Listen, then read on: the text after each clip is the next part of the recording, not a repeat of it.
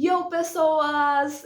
Hoje a gente vai falar de novo de Berserk, mas assim, não me matem, porque eu não tenho muitos comentários construtivos, eu tenho mais comentários de meu Deus, que raios está acontecendo, mas eu achei necessário porque chegaram a me falar que essa parte aí do navio vai ser bem importante e eu parei justamente quando enfiaram o Guts e companhia no navio. E aí eu pensei, pô, se acontecer algo muito importante agora, eu vou perder a oportunidade. Tipo, último vídeo, a galera tava no meio da cidade e aí o seguinte, eles já vão estar no meio do barco, vai saber aonde. Então são duas coisas muito diferentes. Eu pensei, nossa, vai ficar esse gap maravilhoso durante os dois vídeos. E aí eu resolvi vir aqui falar um pouquinho pra vocês, mas assim, são mais comentários soltos do que algum um review propriamente dito. Mas enfim, eu sou a Aurissa, sejam bem-vindos ao Otaku Something. Eu queria opiniões, se vocês preferem, tipo, esse fundo eu preferia menos poluído, só que antes ele tava mais distante. Agora eu estou exatamente em cima da minha cama. Vocês acham que ficaram melhor assim? Que ficou melhor assim? Deixem nos comentários e me ajude. Enfim, onde eu começo? Teve uma batalha que eu não vou comentar amplamente. Porque comentar a batalha pra mim é meio complicado, né? Que eu falar assim, nossa, ele deu uma espada no cara e aí, uá, pá, sabe? Tipo, eu não sei nem como é que eu comento batalhas de uma forma que não seja meio piadista. E também porque, se eu fosse resumir pra vocês como vai ser as batalhas do Guts a partir do... O meu joelho passando. Me aturem. Se eu fosse comentar pra vocês como vai ser as batalhas do Guts a partir de agora, seria a partir do momento que ele pegou a armadura Berserk, vai ser basicamente, ele entra na batalha, aí as meninas ficam mais pra trás, o Ishidori não ajuda nada, mas ele tenta, o Serpico dá um help do caramba, porque ele fica entre o pessoal que passa pelo Guts e as meninas. A gente tem o Guts se exaurindo, então ele já entra na batalha machucado, porque a gente não viu ele de boa desde que ele entrou nessa armadura. Ele já entra na batalha machucado, todo mundo fica preocupado, ele luta contra a armadura, ele perde pra armadura, a armadura meio que possui ele. Eu não sei se essa seria a palavra mais correta, né? Porque. Mas quem entendeu, entendeu. A armadura meio que assume controle, ele é tomado pelo ódio, a Silk fica invadindo a mente dele pra trazer ele de volta, ele descontrola mais um pouco. O Serpico fica meio puto porque vai ter que bater nele, porque ele vai tentar bater nas pessoas com a espada. Aí a Silk consegue acalmar ele e ele capota. E aí ele, largamente ferido, é arrastado pra algum lugar. Isso já aconteceu duas vezes.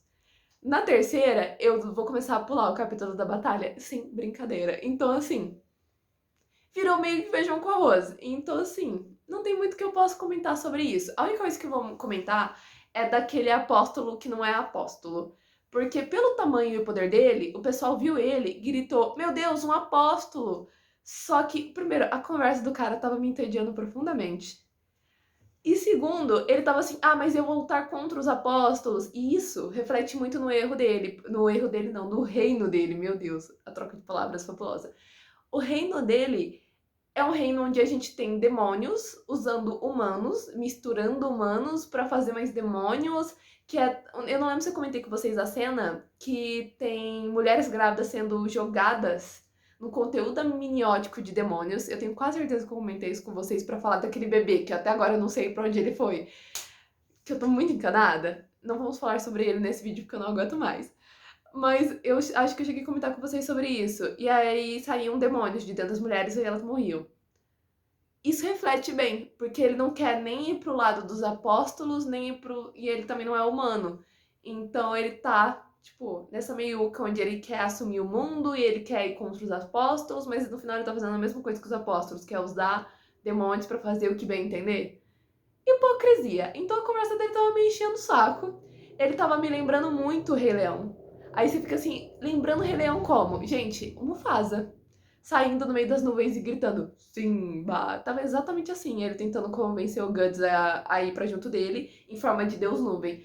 Não tava tancando, nada daquilo tava me entrando. Então, assim, eu só fiquei observando ele falando aham, aham, enquanto ele prosseguia. Não gostei dele, não achei um vilão simpático, nenhum vilão odioso, eu só achei ele chato. Então, assim, não tem muito a agregar sobre isso. A única coisa que eu gostei dessa batalha foi a hora que ela acabou, porque o Guts, ele já tava capotado, aí ele levantou. Gente, já tinha chego o Zod e o pessoal dele, porque o Griffith estava por perto pra ajudar. O Zod acabou, tipo, lidando com esse mano que eu vou chamar de Mufasa das Nuvens, que é bem mais interessante. E aí aí ele falou, você vai brigar com a gente ou vamos ficar em off? E aí o Guts ficou assim, eu não sei se eu falo pra ele que eu quero voar no Griffith, mas eu tô machucado e tal. Aí acabou que o Zod foi embora e deixou eles de boa, porque ele falou que não ia lidar com o Griffith agora. Mas, gente, literalmente ele acordou pra xingar o velho das nuvens, pra ameaçar o Zod, sendo que ele já tava caindo aos pedaços, ele já tava desmaiado, ele levantou só pra isso. E aí depois ele deu 2 passos pra perto do grupo dele e desmaiou. E eu fiquei assim, gente, ele só acordou pra falar bosta. 2 quadrinhos depois do Serpico, nossa, parece que ele só acordou pra falar umas merda e desmaiou de novo. Serpico é todos nós, entendeu?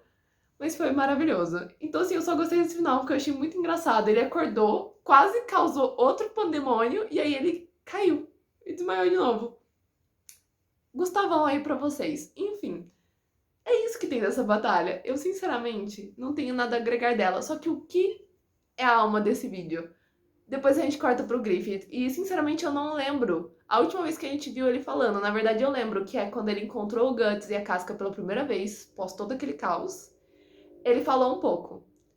Tipo, largamente. Ele falou bastante. Depois disso, ele só fala algumas coisinhas, sabe? Então é o Griffith, mas não é o Griffith. Parece que o visual dele ficou mais bonito, mais delicado. Faz com que ele pareça mais inalcançável. Sempre que ele aparece, algum personagem ainda não viu ele, ou viu ele, mas tá tendo a oportunidade de olhar mais de perto agora, a gente vê alguém detalhando o quanto que ele é bonito, o quanto ele é simétrico, o quanto ele é perfeito, o quanto ele tem uma aura estranha e um tanto ameaçadora, apesar de muito bonita e tal.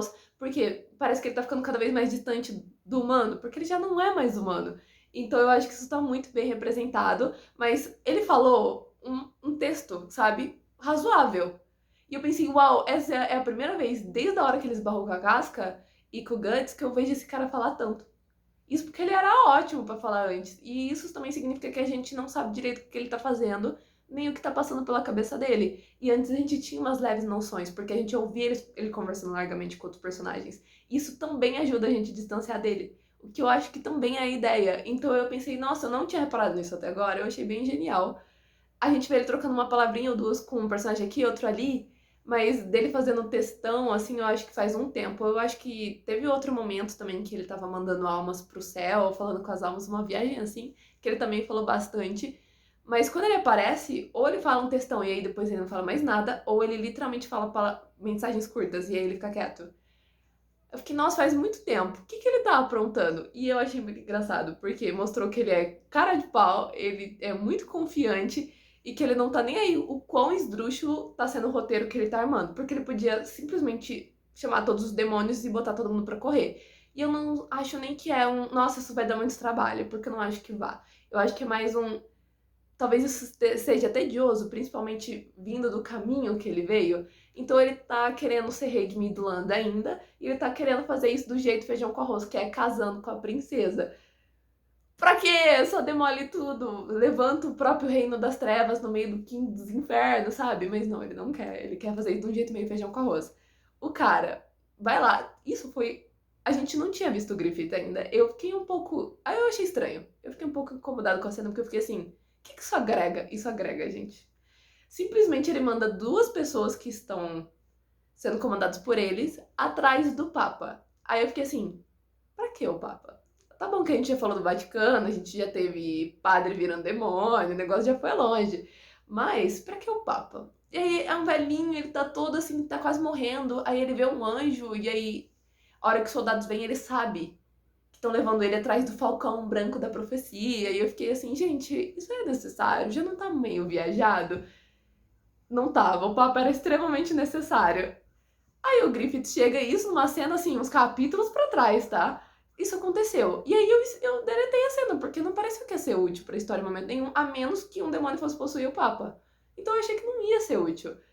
Tô lá de boa, aí eu vejo o Griffith chegando. E aí o pessoal fica, oh meu Deus, esse é o Griffith que era herói de Midland. Aí ele fica assim, nós somos o bando do Falcão e nós somos o exército regular de Midland. Beijos. E todos os nobres que deviam estar em Midland lutando, eles simplesmente saíram correndo e foram para as fronteiras. Por quê? Porque sobrevivência é tudo, né, gente?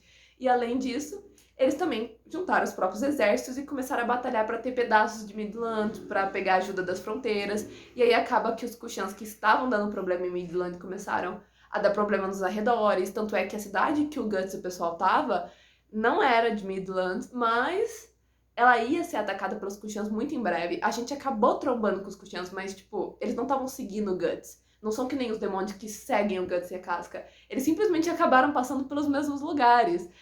E o Griffith tava atrás desse povo e o pessoal tava pensando assim, nossa, vamos atacar os Kushans, a gente ajuda Midland, ainda pega uns pedaços de terra. Vários nobres fizeram acordos, porque o rei pirulitou e a princesa tava sequestrada.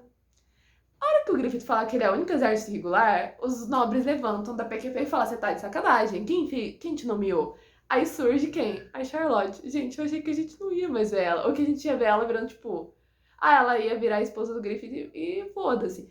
Não, ela é um peão extremamente necessário. E ela ainda tem aquele jeitinho inocente dela, mas ela precisa falar isso impor como rainha e ela consegue. Então, assim, deu um certo orgulho dela, apesar dela não saber de quem que ela tá do lado. É meio estranho porque eles não devem estar trocando nem 10 palavras. Sinceramente, aparentemente o Griffith fica com soldados o tempo todo. Então, ela não tem contato com ele. E se tivesse, talvez ela percebesse que tem algo errado. Eu adoraria ver se ela repara que tem algo errado. Mas eu acho difícil, porque eles não tiveram tanto contato assim. Ele sempre foi uma figura distante pra ela, porque ele sempre foi líder de algum exército. E ela sempre foi a princesa que tinha que ficar longe, protegida. Mas eu queria muito que ela reparasse que tem algo errado. Mas ela não vai. Sinceramente, eu acho que ela não vai. E aí ela fica assim, eu que sou a Rainha Charlotte, esse aqui não é só o líder do exército regular, é meu noivo. E o pessoal fica muito chocado. E aí eles ficam assim, tá, tudo bem. Só que surge o pessoal da cidade que foi atacado pelos Kushans e ficam, a gente tava organizando de lutar na guerra, mas não só por Midland, mas por todos, junto com a igreja, porque ele tava de olho naquelas terras que os nobres de Midland tinham prometido. Agora que a rainha tá de volta, todos os acordos feitos debaixo do pano já eram, porque a Charlotte não vai permitir isso. Só que a palavra foi dada para essas pessoas. Então, assim, isso vai dar treta. E o Griffith sabia disso, porque a hora que ele falou assim, estamos nós e o Vaticano, eu fiquei, meu Deus, o que a gente faz agora? Aí surge quem? Uma carruagem. Eu fiquei, gente, quem que tá aí dentro? Não tem ninguém importante, falta o Papa, gente. Eles buscaram, muitos capítulos atrás, o Papa pra isso. Foi pra isso. Eu fiquei, gente, eu achei que a cena tinha sido tão inútil que eu tinha deletado da minha alma que ele estava com o Papa. Aí o Papa surge e ele fica assim, ele se joga no chão na frente do Griffith. E a cena tava tão ridícula que tava maravilhosa. Todo mundo em volta tava ficando cada vez mais embasbacado. Surgiu o Griffith, a boca caía. Surgiu a Charlotte, aí a boca afundou no chão. Surgiu o Papa, aí eles mesmos caíram no chão, entendeu? Porque, meu Deus, o Papa chegou, todo mundo tinha que se curvar. Não tinha limite pro quanto isso tava uma novela mexicana. E eu tava achando tão engraçado. Tipo, eu não sei se a cena era pra ser séria, mas eu achei tão engraçado, porque pareceu muito Barracos, caso de família, sabe? Os nobres lá tentando passar a perna no Griffith. Traz o Papa! E o Papa surgiu, e o Papa se joga no chão e fala que o Griffith é o salvador.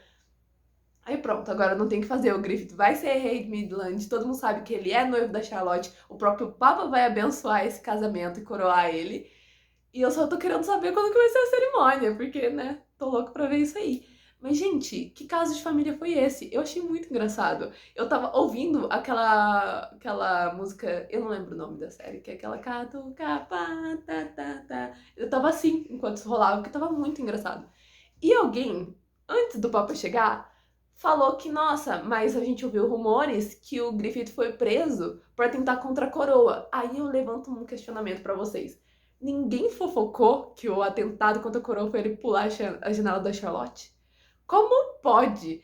Tipo, uma empregada viu. Com certeza ela falou pras outras. O cara ficou um tempão no castelo sendo torturado e foi invadido o castelo pra arrastar o corpo dele torturado. Como que isso não virou fofoca do reino inteiro? Esse tipo de coisa é aqueles podres maravilhosos que se um sabe, todos sabem, entendeu? Não é possível que isso não escapuliu pra Midland inteira. Que ele pulou a janela da Charlotte.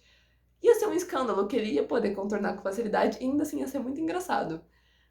Como que isso não espalhou? É aquela fofoca com salzinho em cima da vizinhança. Isso não espalhou pra ninguém.